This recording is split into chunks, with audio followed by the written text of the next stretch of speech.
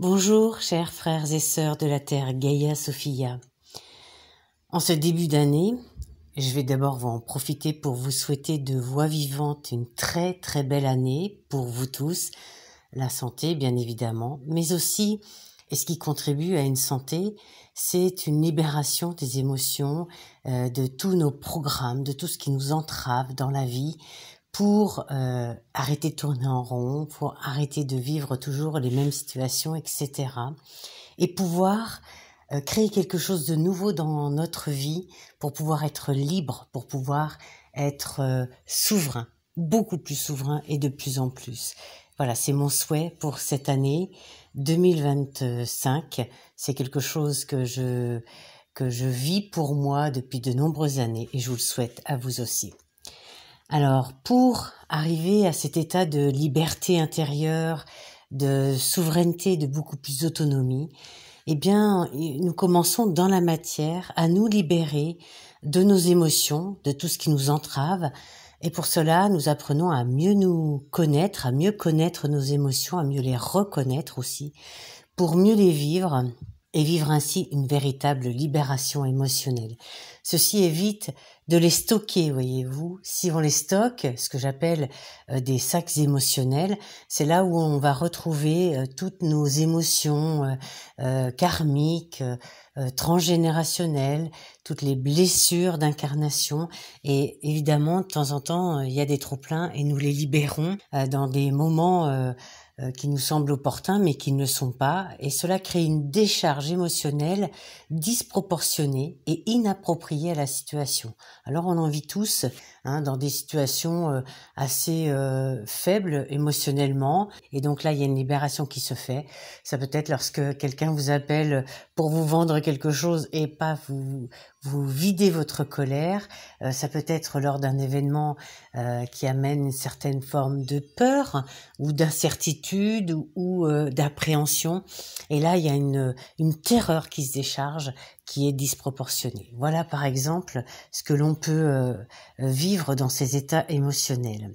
Pour mieux apprendre à connaître, à reconnaître ces émotions pour mieux les vivre, nous allons suivre un petit processus intérieur. C'est ce que je vous invite à faire, et c'est un processus qui n'est pas naturel au départ, mais lorsque on l'adopte et qu'on le pratique, parce que la clé c'est la pratique bien évidemment, eh bien cela se fait de plus en plus et ça évite d'être sous l'emprise complète d'une émotion déjà. Donc lorsque je ressens une émotion dans mon corps, c'est-à-dire qu'il y a une charge physique qui se passe, par exemple la colère, on sent une montée d'énergie dans le haut du corps, pour aller dans les mains, dans la mâchoire, on se crispe, on a tendance à serrer les poings. Voilà, c'est beaucoup d'énergie dans le haut du corps pour aller au combat en fait. Voilà, c'est ce qui doit se faire. Alors c'est une réaction assez primaire somme toute.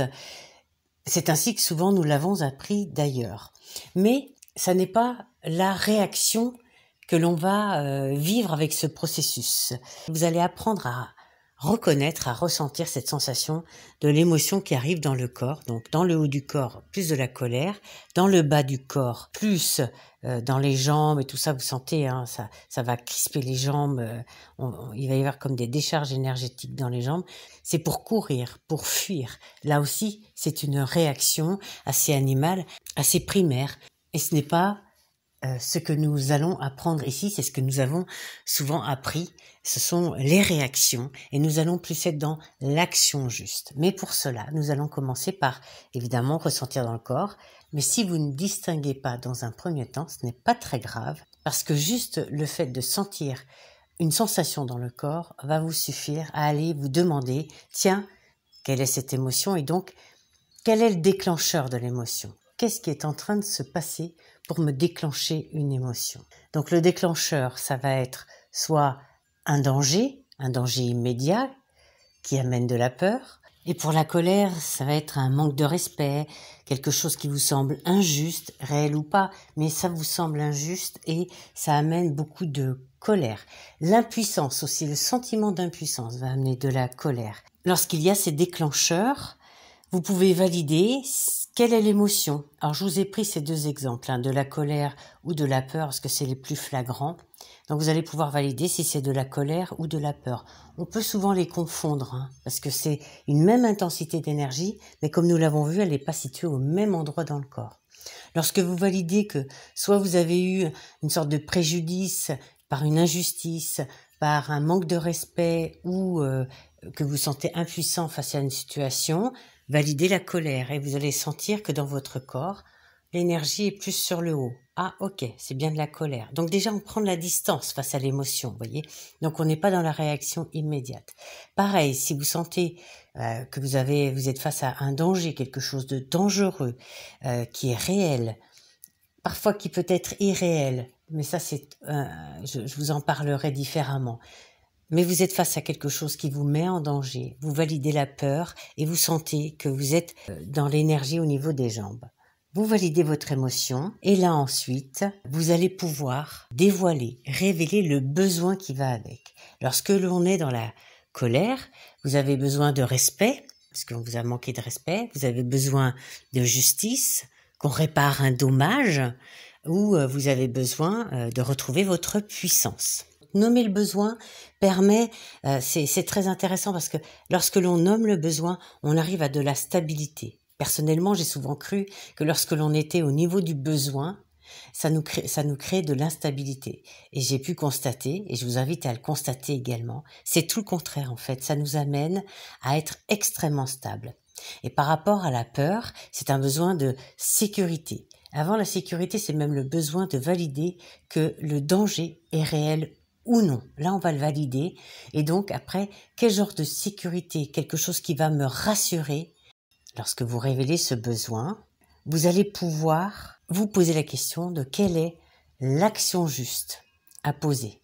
Qu'est-ce que je peux poser d'action juste, qui est souvent une action que je vais me demander à moi-même, pour désamorcer cette émotion, cette décharge énergétique, émotionnelle dans mon corps et ne pas la stocker.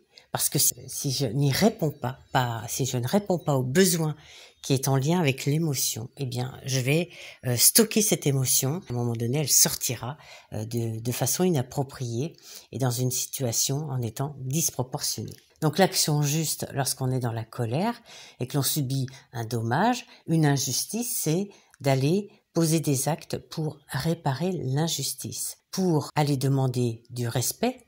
Et souvent, ça commence par se respecter soi-même et pour retrouver sa puissance intérieure. Comment je peux retrouver ma puissance intérieure? Vous voyez, ça va être ça l'action à faire.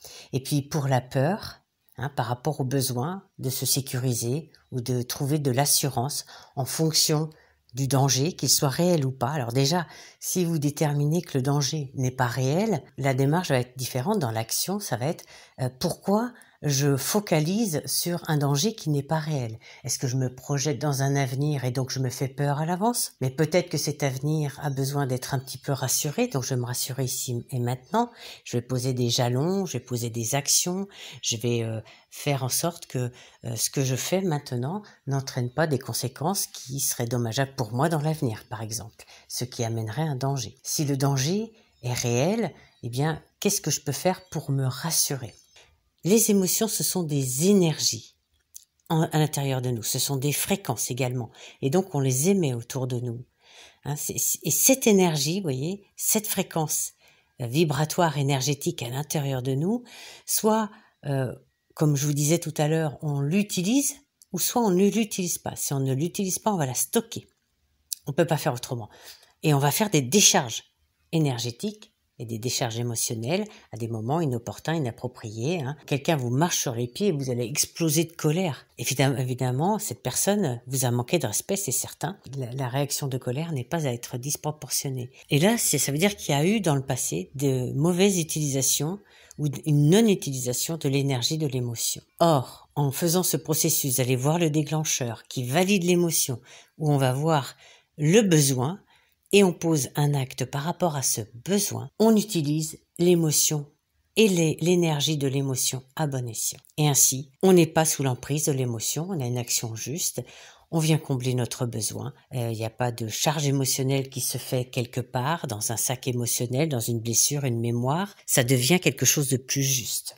Déjà, ça c'est un premier pas. Et c'est ce premier pas que je vous invite à vivre dans le web atelier que je vous prépare et que je vous propose pour le mois de janvier et le mois de février. Deux sessions, hein. Le vendredi, du vendredi 24 janvier au 25 janvier, on fait de 9h30 à 13h et de 16h à 17h. Et puis, je vous propose un deuxième web atelier, enfin le même mais à une autre date, du 14 février au 15 février, les mêmes horaires. Durant cet atelier, ce web atelier, pour apprendre à retrouver son pouvoir intérieur, à libérer ce pouvoir intérieur. Avant d'en arriver à libérer notre pouvoir intérieur, nous commençons par apprendre tout ce qui est de nos émotions. Ce processus en fait partie, mais bien d'autres choses. Voilà, donc nous allons apprendre toute cette part émotionnelle pour se libérer. Et une fois qu'on se libère, on peut retrouver son véritable pouvoir intérieur et être en connexion avec la part la plus belle de nous que j'appelle le vrai moi originel. Et lorsque l'on en est là, on pose son pouvoir à l'intérieur de soi, sa liberté intérieure, sa souveraineté. C'est ce que nous allons voir pendant ces 2 jours d'atelier avec beaucoup d'exercices, de mise en pratique, de libération sur l'instant. Évidemment, vous repartez avec des documents et vous pourrez évidemment réapprendre les pratiques, vous les approprier bien après ce web atelier. Un petit partage pour voir ce qui se fait dans les ateliers avec moi. Je vous souhaite de vivre de belles libérations, retrouver votre souveraineté, votre liberté intérieure, votre autonomie, pouvoir vivre des émotions de façon appropriée et juste pour vous, afin d'utiliser au mieux ces fréquences, ces énergies à l'intérieur de vous. Pour ce web atelier, si cela vous intéresse, si vous sentez l'envie de retrouver votre véritable pouvoir intérieur. Alors je vous serre sur mon cœur, je vous embrasse et je vous dis à très bientôt, chers frères et sœurs de la Terre, Gaïa Sophia.